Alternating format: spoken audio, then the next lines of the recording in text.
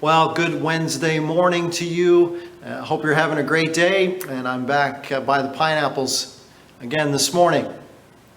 A friend of ours described the relationship between our son and her son, these little 2-year-old boys, as like David and Jonathan.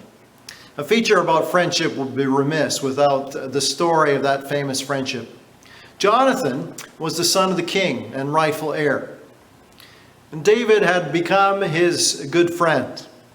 We're not told how they met, but it's likely that it had a lot to do with David's defeat of the giant Goliath. Jonathan himself had been a brave warrior and no doubt admired this characteristic in his newfound friend. The narrative of their friendship begins in 1 Samuel 18.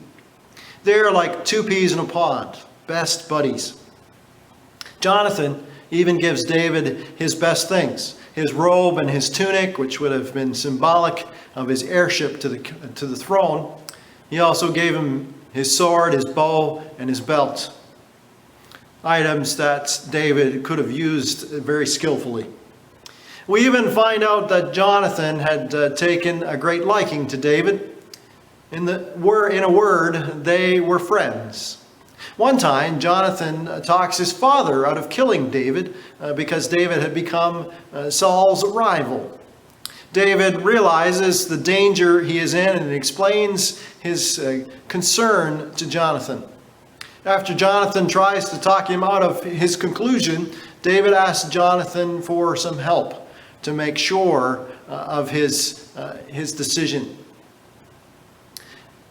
Jonathan would check his father's temperature, as it were, and he would find out how Saul was feeling towards David, and then they devised a plan to pass that information along.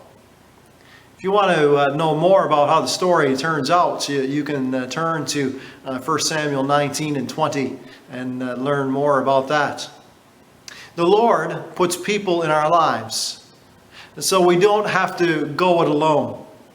I'm thankful that the Lord created this thing called friendship, and we all benefit from having friends.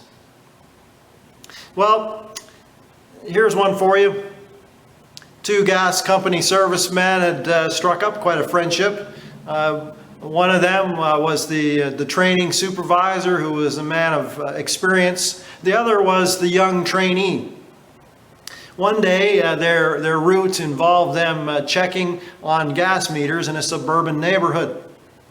So they parked their service vehicle at the end of the alley and they made their way along from house to house to house, checking on the meters, doing their work for the day.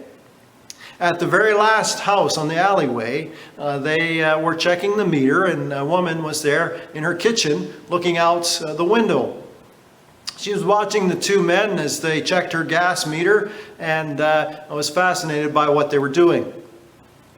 Well, when they finished their meter check, the supervisor taps the trainee on the shoulder and says, "Challenge you to a race back to the truck." So he said, "Go," and off they went, just to booking her from the meter back to the truck. The older guy, trying to prove his mettle, decided he would put his best effort in because he thought he was able to outrun the younger guy. Well, as they're running their hardest towards the truck, they realized that the lady from the last house that had been watching them was huffing and puffing right behind them, trying her hardest to keep up.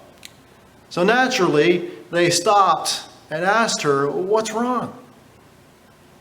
Well, as she tried to regain her composure and catch her breath, she started to gasp out, "When I see 2 gas men running as hard as you 2 were, I thought, it's gonna blow, so I better run too." Hope you have a good day. Enjoy your friends. God bless you.